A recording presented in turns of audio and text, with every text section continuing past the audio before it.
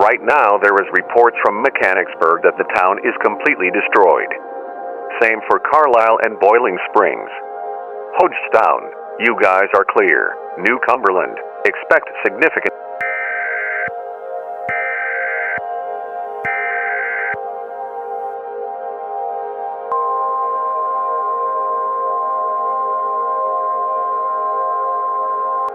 The following message is transmitted at the request of the City of Harrisburg Public Works in conjunction with the Pennsylvania Emergency Management and the National Weather Service.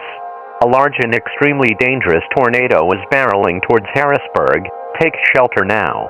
This tornado has caused extreme destruction across the Cumberland Valley and is still strengthening as it's nearing Harrisburg. This tornado will destroy everything in its path. Locations in the path are Camp Hill, Lemoyne, Wormleysburg, City Island, Downtown Harrisburg, Harrisburg, Pembroke, Progress, Susquehanna Township, Londonderry Township, Lower Paxton Township. This is an extremely dangerous situation. Take cover now.